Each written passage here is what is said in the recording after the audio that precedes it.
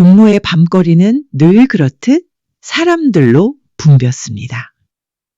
형형색색의 간판 불빛 아래 젊은 연인들이 손을 맞잡고 웃음을 나누고 있었습니다. 그 순간 불쑥 누군가의 목소리가 들려왔습니다. 나랑 결혼해 줄래? 길거리 공연처럼 준비된 깜짝 프로포즈였습니다.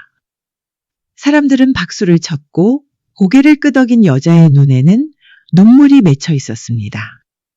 그 장면을 지켜보던 한 남자의 표정이 복잡하게 일그러졌습니다. 그는 바로 한동석이었습니다. 호텔 업계에서 승승장구하며 수많은 프레젠테이션과 협상, 인터뷰를 이겨낸 남자. 하지만 지금 이 순간만큼은 누구보다 작아지고 있었습니다. 이유는 단 하나. 바로 마광숙이라는 여인이었습니다. 한동석은 알고 있었습니다. 그녀가 거창한 걸 바라는 사람이 아니라는 것. 그녀는 늘 소박하고 담백한 말투로 이야기했습니다. 오빠가 옆에 있어주는 게 나한테는 제일 큰 선물이야. 광숙의 말은 언제나 그랬듯 단순했지만 그 단순함이 동석의 마음을 더 무겁게 만들었습니다. 그가 호텔 창업 당시 도면 하나 없이 마음만 믿고 뛰어들었을 때도 이 정도로 흔들리진 않았습니다. 사랑이라는 감정 앞에서는 이성도 경험도 아무런 도움이 되지 않았습니다. 그날 밤 동석은 쉽게 잠들지 못했습니다. 호텔 스위트룸 창밖으로 흐르는 한강 불빛을 바라보며 그는 속으로 수없이 질문을 던졌습니다. 정말 진심을 전하기만 하면 되는 걸까? 평생 기억에 남는 순간, 그걸 만들어주고 싶은 내 마음은 과한 걸까? 그는 문득 광숙과 함께했던 시간을 떠올렸습니다. 그녀가 낡은 술도가를 살리기 위해 밤을 새워 전통주를 빚던 날, 손등에 상처를 감추며 웃던 그 얼굴. 자신보다 다른 사람들을 먼저 챙기고 눈물이 나도 꼭 혼자 있을 때만 울던 그 여자. 그런 사람에게 평범한 사랑이라는 게 과연 어울릴까? 다음날 아침 동석은 광숙이 좋아하던 마포의 작은 카페로 그녀를 불러냈습니다. 하지만 그날따라 그녀는 왠지 모르게 지쳐 보였습니다. 술도가 직원 하나가 그만두겠다고 연락을 해왔고 주류 입점 계약서에 문제가 생겼다는 소식까지 겹쳤기 때문이었습니다. 동석은 조심스럽게 물었습니다. 요즘 무슨 일 있어? 광숙은 애써 웃으며 대답했습니다. 별일 아니야. 원래 일이란 게 그렇지 뭐. 그녀는 무너지지 않으려 애쓰는 사람이었습니다. 그래서 더더욱 평생 곁을 지켜주고 싶었습니다. 그러나 동석의 머릿속은 점점 더 복잡해졌습니다.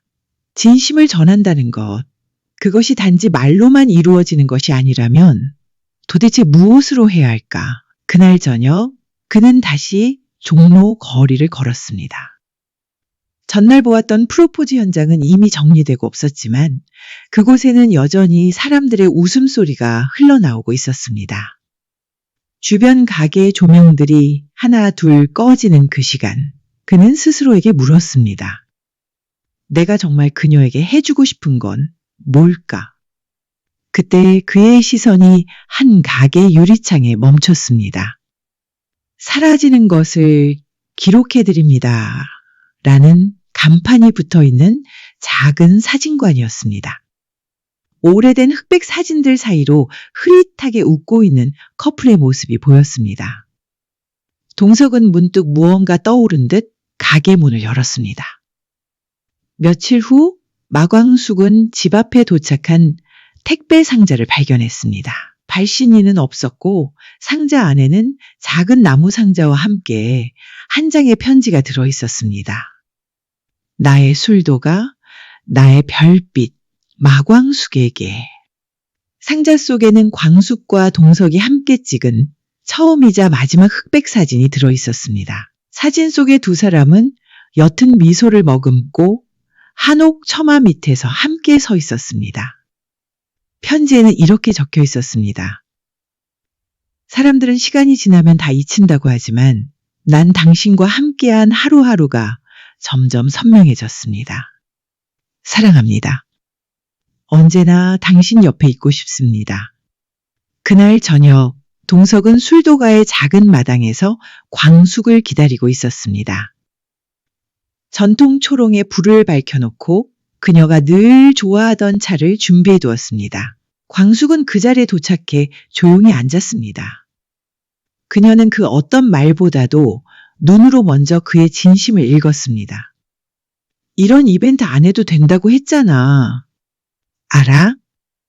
그래서 이벤트는 안 했어. 그냥 내 마음 보여주고 싶었어. 그녀는 살짝 눈시울이 붉어졌습니다. 그리고 조용히 그의 손을 잡았습니다.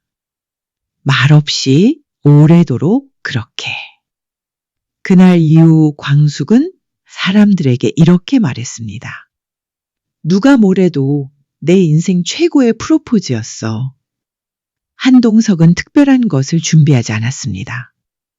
꽃다발도 반짝이는 반지도 노래도 없었습니다. 하지만 그가 전한 진심은 오히려 세상 누구보다도 특별했습니다.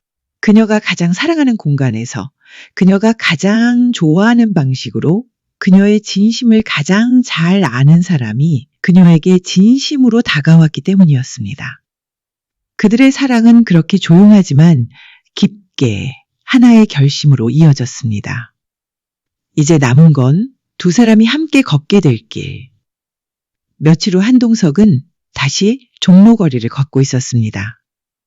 이미 한 차례 광숙에게 마음을 전했음에도 가슴 한켠이 여전히 무거웠습니다. 무언가 빠진 듯했고 아직 다 전하지 못했다는 생각이 동석을 집요하게 괴롭혔습니다. 바로 그날 호텔에서의 회의가 끝나자마자 동석은 곧장 자신의 사무실로 들어가 문을 걸어 잠갔습니다.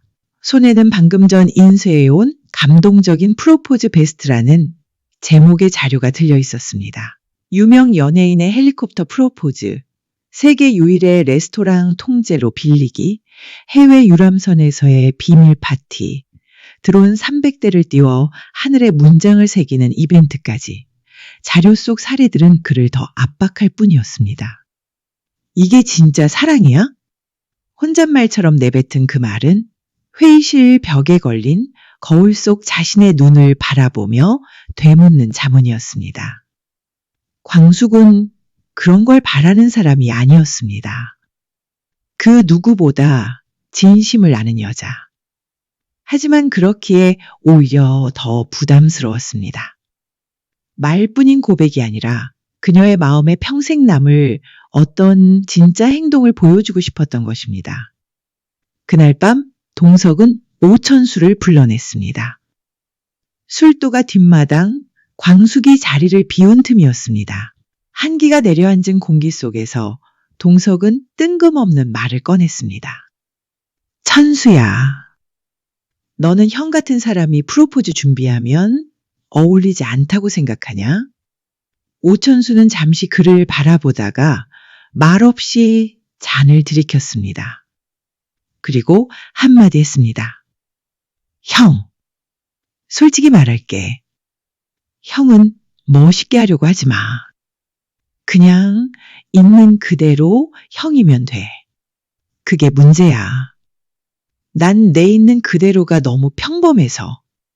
형, 그 평범함이 어떤 사람에겐 기적이야. 그 말은 예상보다 깊게 박혔습니다. 오천수의 말투는 늘 장난스러웠지만 그 진심만큼은 누구보다도 단단했습니다. 동석은 그 순간 이건 다른 사람을 위한 이벤트가 아니며 광숙이라는 단 한 사람만을 위한 고백임을 다시금 깨달았습니다. 하지만 그 깨달음은 곧 다시 조급함으로 변했습니다. 진심이 있다 해도 방식이 평범하면 그 감동도 평범해질 것만 같았습니다. 동석은 급기야 전문 프로포즈 기획업체까지 찾아갔습니다. 업계 1위라는 명성을 가진 업체는 최고의 기억을 만들어주겠다는 말로 자신을 반겼습니다. 헬기 요트, 파노라마 뷰, 유명 셰프의 디너 코스, 드론쇼까지 가능하십니다. 예상 견적은 약 1억 2천만 원 정도입니다. 돈이 문제가 아니었습니다. 아니, 적어도 동석에게는 그렇게 생각되었으나 마음 한켠에서는 불편함이 피어올랐습니다. 그가 하고 싶은 건 보여주기 위한 쇼가 아니라 그녀의 마음을 알아주는 일이었기 때문입니다. 견적서를 손에 들고 사무실을 나오는 길, 그는 한 아이가 노란 종이약을 접고 있는 모습을 목격했습니다. 그 아이는 어머니에게 내밀며 말했습니다. 엄마, 나 이거 접으면서 계속 엄마 생각했어. 엄마 좋아. 어머니는 웃으며 아이를 안아주었습니다. 그 장면은 묘하게도 동석의 마음을 울렸습니다. 사랑은 복잡하지 않았습니다. 다만 순수해야 했습니다. 거기엔 과장이 아닌 생각이 담겨야 했습니다. 그날 밤 동석은 호텔 옥상에서 조용히 하늘을 바라보며 앉아 있었습니다. 견적서가 구겨진 채 옆에 놓여 있었고 머릿속엔 오천수의 말이 다시 울려 퍼졌습니다. 형은 그냥 형이면 돼. 그 말처럼 그는 다시 처음으로 돌아가 보기로 했습니다.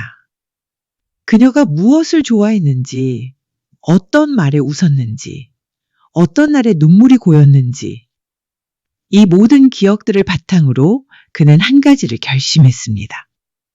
특별함은 멀리 있는 것이 아니라 그들과 함께 쌓은 시간 안에 있다는 사실을. 다음 날 새벽 그는 누군가를 만나기 위해 전통 종이 공방을 찾았습니다. 광숙이 가장 아끼는 장인의 공방이었고 그녀가 몇 년 전 자신에게 선물해준 수제 노트를 떠올리게 한 장소였습니다. 이걸로 접을 수 있을까요? 한 장마다 그 사람과의 기억을 적고 싶습니다. 장인은 웃으며 고개를 끄덕였습니다.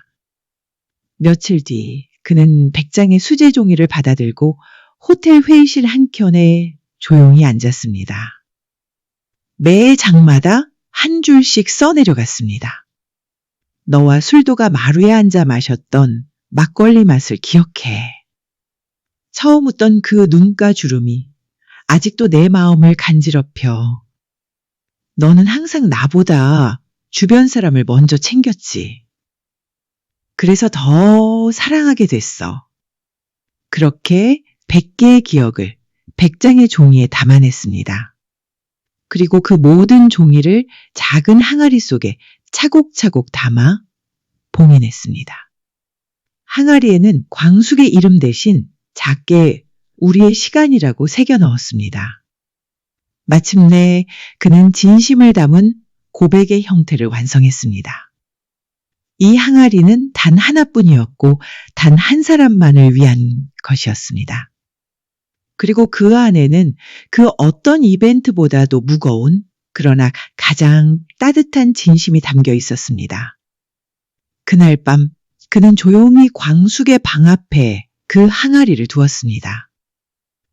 편지 한 장만을 남기고 그는 아무 말 없이 돌아섰습니다. 이건 오빠가 너와 함께 걸어온 시간들이야. 앞으로도 이 항아리에 너와의 날들을 계속 담고 싶어. 내 옆에 있어 줄래? 광숙은 아침에 문을 열고 그 항아리를 발견했습니다. 손에 쥐는 순간 이미 그녀의 눈은 촉촉하게 젖어 있었습니다. 조용히 항아리 뚜껑을 열자 종이마다 적힌 글자들이 그녀의 가슴에 하나씩 내려앉기 시작했습니다. 그녀는 혼잣말처럼 중얼거렸습니다. 이 사람 참 바보같이 고맙다. 마침내 한동석은 알게 되었습니다. 사랑은 거창한 것이 아니라 오래도록 기억될 수 있는 평범한 진이라는 것을, 그리고 그 진심이 이제 막 시작된 또 다른 고백으로 이어지고 있었습니다.